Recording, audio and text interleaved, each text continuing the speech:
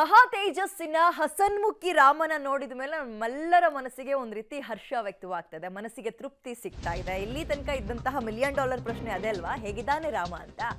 ಇದೀಗ ಮತ್ತೊಂದು ಪ್ರಶ್ನೆ ಅಥವಾ ಮತ್ತೊಂದು ಕೌತುಕ ನಮ್ಮಲ್ಲಿ ಉಳ್ಕೊಂಡಿರುವಂಥದ್ದು ಕಡೆಯ ಹಂತದಲ್ಲಿ, ಅದು ಪ್ರಾಣ ಪ್ರತಿಷ್ಠಾಪನೆ ಮಾತ್ರ.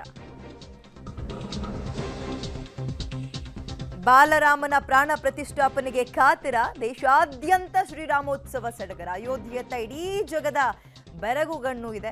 ಪಬ್ಲಿಕ್ ಟಿವಿಯಲ್ಲಿ ಸರಿಸಾಟಿಲ್ಲದ ಕವರೇಜ್ ಜೊತೆಗೆ ವಿಶ್ಲೇಷಣೆಯನ್ನು ಕೂಡ ನೋಡ್ತಾ ಹೋಗೋಣ. ಬಾಲರಾಮನ ಪ್ರಾಣ ಪ್ರತಿಷ್ಠಾಪನೆಗೆ ಕಾತರದಿಂದ ಕಾಯ್ತಾ ಇದೆ ಇಡೀ ದೇಶ. ಹಾಗಾದ್ರೆ ಇವತ್ತು ರಾಮ ಮಂದಿರದಲ್ಲಿ ನಡೆಯುವಂತಹ ವಿಧಿವಿಧಾನಗಳು, ಕಾರ್ಯಗಳು ಏನು? ಇಡೀ ರಾಮ ಮಂದಿರ ಸ್ವಚ್ಛತೆ ಮಾಡ್ತಾರೆ ಇವತ್ತು. ಸರಿಯೂ ನದಿಯ ಪವಿತ್ರ ಜಲದಿಂದ ಇಡೀ ದೇಗುಲವನ್ನ ಶುದ್ಧೀಕರಣ ಮಾಡುವಂತಹ ಕೆಲಸ ಇವತ್ತು ನಡೆಯುತ್ತೆ.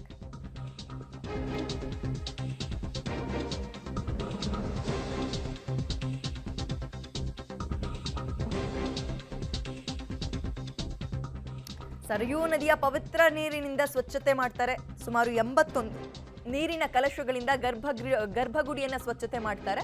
ವಿವಿಧ ನದಿಗಳಿಂದ ತಂದಿರುವಂತಹ ನೀರಿನ ಸುಮಾರು 81 ಕಲಶಗಳನ್ನು ಕೂಡ ಈ ಒಂದು ಸ್ವಚ್ಛತಾ ಕಾರ್ಯಕ್ರಮದಲ್ಲಿ ಬಳಸ್ಕೊಳ್ತಾರೆ. ಅಂದ್ರೆ ಇಡೀ ದೇಶದ ಹಲವು ಪವಿತ್ರ ನದಿಗಳಿಂದ ನೀರನ್ನ ಸಂಗ್ರಹಿಸಿ ತರಲಾಗಿದೆ. ಅದನ್ನ ಬಳಿಕ ವಾಸ್ತುಶಾಂತಿ, ಅನ್ನ ದಿವಾಸ್ಗಳು ಕೂಡ ನಡೆಯುತ್ತೆ. ಸರಿಯೂ ನದಿಯ ಪವಿತ್ರ ಜಲದಿಂದ ಇಡೀ ದೇಗುಲದ ಶುದ್ಧೀಕರಣ ಆಗುತ್ತೆ. ನಿನ್ನೆ ಹಾಗೆ ನೋಡೋದಾದ್ರೆ ಅಷ್ಟೊಂದು ಶೈನಿಂಗ್ ಹೊಡಿತಾ ಇತ್ತು ರಾಮನ ಮೂರ್ತಿ, ಬಾಲರಾಮನ ಮೂರ್ತಿ. ಅದು ಬೆಣ್ಣೆ ಮಜ್ಜನ ಮಾಡಿದ್ರು. ಆಗ ಆ ಫೋಟೋ ನೀವೆಲ್ಲರೂ ಕೂಡ ಗಮನಿಸಿರ್ತೀರಿ. ದಶಾವತಾರದಲ್ಲಿ ಕಂಗೊಳಿಸ್ತಾ ಇರುವಂತಹ ಬಾಲರಾಮನ ಫೋಟೋವನ್ನ ಬೆಣ್ಣೆ ಮಂಜನದ ಮೂಲಕ ರಾಮಲಲ್ಲಾ ವದನ ಅನಾವರಣ ಆಗಿತ್ತು. ಇದೀಗ ಇವತ್ತಿನ ಕಾರ್ಯಕ್ರಮ ಗರ್ಭಗುಡಿಯೂ ಸೇರಿದಂತೆ ಇಡೀ ಅಯೋಧ್ಯೆ ಅಂತೀವಿ, ಅಯೋಧ್ಯೆಯಲ್ಲಿರುವಂತಹ ರಾಮ ಮಂದಿರವನ್ನ ಆ ಸರಿಯೂ ನದಿಯ ಪವಿತ್ರ ಜಲದಿಂದ ಶುದ್ಧೀಕರಣ ಮಾಡುವಂತಹ ಕೆಲಸಗಳಾಗುತ್ತೆ. ನಾಳೆ ಒಂದು ದಿನ, ಆಮೇಲೆ ನಾಡಿದ್ದು ನಾವೆಲ್ಲರೂ ಕೂಡ ಕಾಯ್ತಾ ಇರುವಂತಹ ಪ್ರಾಣ ಪ್ರತಿಷ್ಠಾಪನೆಯ ದಿನ ಬಂದೇ ಬಿಡುತ್ತೆ. ಒಂದು ವಿಶೇಷ ಏನಪ್ಪಾ ಅಂತ ಹೇಳಿದ್ರೆ, ಮೋದಿಯವರ ನಾಯಕತ್ವದಲ್ಲಿ ಈ ಒಂದು ಕಾರ್ಯಕ್ರಮ ನಡೀತಾ ಇದೆ, ಪ್ರಾಣ ಪ್ರತಿಷ್ಠಾಪನೆ. ಅದರ ಜೊತೆಗೆ ಅವತ್ತಿನ ದಿನ ಇಡೀ ದೇಶಾದ್ಯಂತ ಸುಮಾರು ಒಂದು 11 ಜನ ದಂಪತಿಗೆ ಆಹ್ವಾನ ಕೊಡಲಾಗಿದೆ ಅಂತ. ಅವರು ಪೂಜೆ ಮಾಡ್ತಾರೆ, ಅವರೇ ಪುಣ್ಯಾತ್ಮರು, ನಿಜಕ್ಕೂ ಅವರೇ ಭಾಗ್ಯವಂತರು. 11 ಜನ ದಂಪತಿಗಳಿಗೆ ಇಡೀ ದೇಶಾದ್ಯಂತ ಸೆಲೆಕ್ಟ್ ಮಾಡಿರ್ತಾರೆ ಈಗಾಗಲೇ. ಅವ್ರು ಯಾರ್ಯಾರು ಅಂತ ಅವತ್ತೇ ನೋಡೋಣ.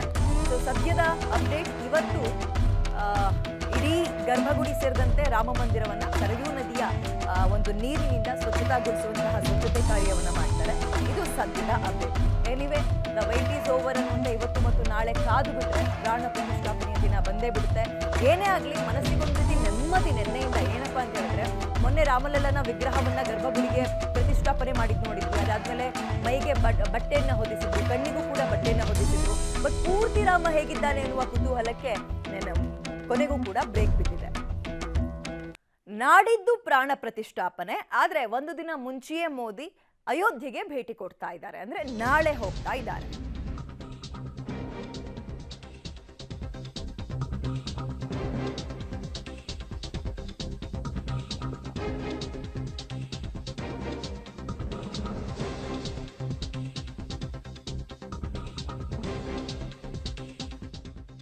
ನಾಳೆಯೇ ಮೋದಿ ಅಯೋಧ್ಯೆಗೆ ಭೇಟಿ ಕೊಡ್ತಾ ಇದ್ದಾರೆ. 11 ದಿನಗಳಿಂದ ಬಹಳ ಕಟ್ಟುನಿಟ್ಟಿನ ಕ್ರಮದಲ್ಲಿ ಅವರಿದ್ದಾರೆ, ಅನುಷ್ಠಾನವನ್ನು ಕೈಗೊಂಡಿದ್ದಾರೆ ಮೋದಿ. ಕಂಕಣವನ್ನು ಕೂಡ ಒಂದು ಕಟ್ಕೊಂಡಿದ್ದಾರೆ. ಅಯೋಧ್ಯೆಯಲ್ಲಿ ಕಂಡು ಕೇಳರಿದಂತಹ ಭದ್ರತೆಯನ್ನು ಈಗಾಗಲೇ ಒದಗಿಸಲಾಗಿದೆ. ಮೋದಿಯವರು ಬಂದ ನಂತರ ಅದಿನ್ನೂ ಕೂಡ ಹೆಚ್ಚುವರಿ ಆಗುತ್ತೆ. ರಾಮನೂರಿನಲ್ಲಿ CCTVಯ ಕಣ್ಗಾವಲು ಕೂಡ ಇದೆ. ಶಸ್ತ್ರಸಜ್ಜಿತ ಪಡೆಗಳ ಹದ್ದಿನ ಕಣ್ಣಿರುತ್ತೆ. ದೇಶದ ಪ್ರಧಾನಿಗಳು ಬರ್ತಿದ್ದಾರೆ ಅಂದ್ರೆ ಅದು ಹುಡುಗಾಟದ ಮಾತಲ್ಲ. ಮತ್ತು ಇಡೀ ವಿಶ್ವದ ಕಣ್ಣೇ ಸೋಮವಾರ ನಡೆಯುವಂತಹ ರಾಮ ಮಂದಿರ ಉದ್ಘಾಟನೆ ಮೇಲಿದೆ. ಮೋದಿಯವರ ನಾಯಕತ್ವದಲ್ಲೇ ಇದು ನಡೀತಾ ಇರೋದ್ರಿಂದ ಭದ್ರತೆ ವಿಚಾರದಲ್ಲಿ ಅಲ್ಪ ಸ್ವಲ್ಪವೂ ಕೂಡ ಲೋಪ ಆಗಬಾರದು. ಆ ಹಿನ್ನೆಲೆಯಲ್ಲಿ ಹೆಚ್ಚಿನ ಭದ್ರತೆ, ನೀವು ಊಹೆಯೂ ಕೂಡ ಮಾಡ್ಕೊಂಡಿರ್ಲಿಕ್ಕಾಗಲ್ಲ, ಅಷ್ಟರ ಮಟ್ಟಿನ ಭದ್ರತೆಯನ್ನ ಕೊಡ್ತಾರೆ. ಆ ಭದ್ರತೆಯನ್ನು ನೋಡೋದೇ ಒಂದು ರೀತಿ ಅದ್ಭುತ. ಅದರ ಜೊತೆಗೆ ಸುಮಾರು 11 ದಿನಗಳಿಂದ ಅವರು ಬರೀ ಈ ಒಂದು ಘನ ಆಹಾರವನ್ನು ತ್ಯಜಿಸಿ ಎಳ್ನೀರು, ಹಣ್ಣು ಹಂಪಲು ಇದರಲ್ಲಿ ಮಾತ್ರ ಇದ್ದಾರೆ ಮೋದಿಯವರು. ಬಟ್ ಅಷ್ಟೆಲ್ಲ ಇದ್ರೂ ಕೂಡ ನೋಡಿ, ಯಾವುದೇ ಕಾರ್ಯಕ್ರಮ ಮಿಸ್ ಮಾಡ್ಕೊಂಡಿಲ್ಲ ಅವರು. ಓಕೆ, ನೇರವಾಗಿ ಅಗೇನಿಗ ಅಯೋಧ್ಯೆಗೆ ಹೋಗೋಣ. ನಮ್ಮ ಪ್ರತಿನಿಧಿ ಅರವಿಂದ್, ಶಬೀರ್, ಅರುಣ್ 3 ಜನ ಒಂದೊಂದು ಸ್ಥಳದಿಂದ ಅಲ್ಲಿನ ಅಯೋಧ್ಯೆಯ ಡೀಟೇಲ್ಸ್ ಅನ್ನ ಕೊಡ್ತಾರೆ. ಮೊದಲಿಗೆ ಅರವಿಂದ್, ಮಹಾ ತೇಜಸ್ಸಿನ ಹಸನ್ಮುಖಿ ರಾಮನನ್ನ ಕಣ್ತುಂಬಿಕೊಂಡ ನಂತರ ಇಡೀ ದೇಶ ಒಂದ್ ರೀತಿ ಹರ್ಷ ವ್ಯಕ್ತಪಡಿಸ್ತಾ ಇದೆ, ತೃಪ್ತಿದಾಯಕವನ್ನ ವ್ಯಕ್ತಪಡಿಸ್ತಾ ಇದೆ. ಹೇಳಿ, ಇವತ್ತಿನ ಕಾರ್ಯಕ್ರಮ ಏನಿರುತ್ತೆ, ಇವತ್ತಿನ ವಿಶೇಷತೆ ಏನು ಅರವಿಂದ್?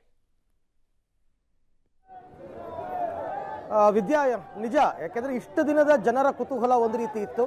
ನಿನ್ನೆ ರಾಮಲಲ್ಲಾ ಮೂರ್ತಿಯ ಫೋಟೋಗಳನ್ನು ನೋಡಿದ ನಂತರ ಆ ಉತ್ಸಾಹ ಇನ್ನೂ ಕೂಡ ಇಮ್ಮಡಿಸಿದೆ. ರಾಮ ಮಂದಿರದಲ್ಲಿ ನಡೀತಾ ಇರತಕ್ಕಂಥ ಕಾರ್ಯಕ್ರಮಗಳು ಶಾಸ್ತ್ರೋಕ್ತವಾಗಿ ಪ್ರತಿ ದಿವಸ ಒಂದೊಂದಕ್ಕೆ ಮೀಸಲನ್ನು ಇಟ್ಟಿದ್ದಾರೆ. ಇವತ್ತು ಶರ್ಕರ ದಿವಸ್, ಫಲ ದಿವಸ್ ಮತ್ತು ಪುಷ್ಪ ದಿವಸ್ ಅಂತ 3 ರೀತಿಯ ಪೂಜೆಗಳನ್ನು ದೇವರಿಗೆ ಮಾಡಲಾಗುತ್ತೆ. ಸಕ್ಕರೆಯಿಂದ ದೇವರಿಗೆ ಅಭಿಷೇಕವನ್ನು ಮಾಡುವಂಥದ್ದು, ಫಲಗಳಿಂದ ಮಾಡುವಂಥದ್ದು ಮತ್ತು ಪುಷ್ಪ ಹೂವುಗಳಿಂದ ಮಾಡ್ತಕ್ಕಂಥದ್ದು. ಅದಕ್ಕೋಸ್ಕರ ಮಧುವಣ ಗಿತ್ತಿಯಂತೆ ಅಯೋಧ್ಯ ಸಿದ್ಧವಾಗಿದೆ. ರಾಮ ಮಂದಿರದ ಮುಂಭಾಗದಲ್ಲಿ ನಾನೀಗ ಇದ್ದೀನಿ. ಆ ಮುಂಭಾಗದಲ್ಲಿ ಯಾವ ರೀತಿ ಹೂವಿನ ಡೆಕೋರೇಷನ್, ಮೊದಲ 2 ಪಿಲ್ಲರ್ಗಳನ್ನ ನಾನು ತೋರಿಸ್ಬಿಡ್ತೀನಿ. ಆ ಪಿಲ್ಲರ್ಗಳಿಗೂ ಕೂಡ ಹೂವಿನ ಅಲಂಕಾರವನ್ನು ಮಾಡಲಾಗಿದೆ. ಇದು ಇವತ್ತು ಪ್ರತಿನಿತ್ಯವೂ ಕೂಡ ಹೂವನ್ನು ಬದಲಾಯಿಸ್ತಾರಂತೆ. ಬಟ್ ಬಂದವರಿಗೆ ಆ ಒಂದು ಇದು ಕಾಣಬೇಕಲ್ಲ, ಅದಕ್ಕೋಸ್ಕರ ಇಲ್ಲಿ ಹೂವಿನ ಅಲಂಕಾರವನ್ನು ಮಾಡಿರ್ತಕ್ಕಂಥದ್ದನ್ನ ತಾವು ಗಮನಿಸ್ತಾ ಇದ್ದೀರಾ. ಆಮೇಲೆ ಮುಂಭಾಗದಲ್ಲಿ ನೀವು ನೋಡ್ತಾ ಇದ್ದೀರಾ, ಇಲ್ಲಿಂದನೇ ನಾವು ರಾಮ ಮಂದಿರಕ್ಕೆ ನಡ್ಕೊಂಡು ಹೋಗ್ತಕ್ಕಂಥದ್ದು. ಸರಿ ಸುಮಾರು ಒಂದು 400 ಮೀಟರ್ ಇಲ್ಲಿಂದ ನಡ್ಕೊಂಡು ಹೋಗಬೇಕು. ಬಟ್ ಅಲ್ಲಿಂದಲೇ ಕಂಪ್ಲೀಟ್ ಆಗಿ ಯಾವ ರೀತಿ ಹೂವಿನಿಂದ ಅಲಂಕಾರವನ್ನು ಮಾಡಿದ್ದಾರೆ ಎರಡೂ ಕಡೆಯಲ್ಲಿ ಅಂತಕ್ಕಂಥದ್ದನ್ನು ತಾವು ಗಮನಿಸ್ತಾ ಇದ್ದೀರಾ. ಕಾಮಗಾರಿಗಳು ನಡೀತಾ ಇದೆ, ಕಾಮಗಾರಿಯ ಜೊತೆ ಅಲಂಕಾರಗಳು ನಡೀತಾ ಇದೆ. ಜನ ಅಂತೂ ವಿಪರೀತ ಸಂಖ್ಯೆಯಲ್ಲಿ ಇಲ್ಲಿಗೆ ಬರ್ತಾ ಇದ್ದಾರೆ. ಬಂದಂಥವರು ಸಾಧು ಸಂತರು ಅಥವಾ ಜನಸಾಮಾನ್ಯರು ಎಲ್ಲರೂ ಕೂಡ ಹೋಗಿ ರಾಮ ಮಂದಿರವನ್ನು ವೀಕ್ಷಣೆ ಮಾಡ್ತಾರೆ. ರಾಮ ಮಂದಿರ ಅಂತಂದರೆ ಒಳಗಡೆಗೆ ಈಗಲೂ ಕೂಡ ಬಿಡ್ತಾ ಇಲ್ಲ. ಪ್ರತಿನಿತ್ಯ ದೂರದಿಂದ ರಾಮ ಮಂದಿರವನ್ನು ಏನು ನೋಡಬೇಕು ಅದನ್ನು ನೋಡಿಕೊಂಡು ಅವರು ಬರ್ತಾ ಇದ್ದಾರೆ. ಯಾಕೆ ಅಂತಂದರೆ ಇಷ್ಟು ದಿನ ಬರೀ ರಾಮ ಮಂದಿರ ನೋಡ್ತಾ ಇದ್ರು, ಈಗ ರಾಮ ಮಂದಿರವನ್ನೂ ನೋಡ್ತಾರೆ.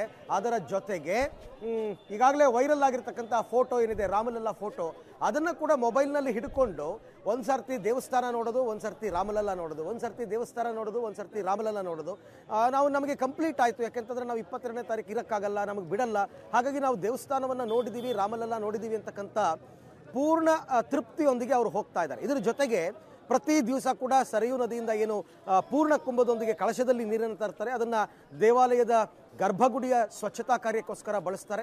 ಹಾಗೆಯೇ ರಾಮಲಲ್ಲಾನಿಗೆ ಏನೇನು ಪೂಜೆ ಪುನಸ್ಕಾರಗಳು ಸಲ್ಲಬೇಕು, ಕಾಶಿಯಿಂದ ಬಂದಿರತಕ್ಕಂಥ ಒಟ್ಟು 12 ಜನ ಆಚಾರ್ಯರು ಇದರ ಹೊಣೆಯನ್ನು ಹೊತ್ಕೊಂಡಿದ್ದಾರೆ. ಅಂದರೆ ಯಾವ ರೀತಿ ಯಾವ ಸಮಯಕ್ಕೆ 1 ನಿಮಿಷ ಕೂಡ ವ್ಯತ್ಯಾಸ ಆಗಲ್ಲ ವಿದ್ಯಾ, ಯಾವ ಸಮಯಕ್ಕೆ ಯಾವ ಪೂಜೆಗಳಾಗಬೇಕು, ಶರ್ಕರ ಸೇವೆ ಅಂದರೆ ಸಕ್ಕರೆ ಸೇವೆ ಯಾವಾಗ ನಡೀಬೇಕು, ಪುಷ್ಪ ಸೇವೆ ಯಾವಾಗ ಆಗಬೇಕು, ಮತ್ತು ಫಲ ಸೇವೆ ಯಾವಾಗ ಆಗಬೇಕು, ಇದೆಲ್ಲವನ್ನೂ ಕೂಡ ವೈದಿಕರು ಕಾಶಿಯಿಂದ ಬಂದಿರತಕ್ಕಂಥವ್ರು ಆ ಇಡೀ ಪೂಜಾ ಕೈಂಕರ್ಯದ ಉಸ್ತುವಾರಿಯನ್ನು ಹೊತ್ಕೊಂಡಿದ್ದಾರೆ.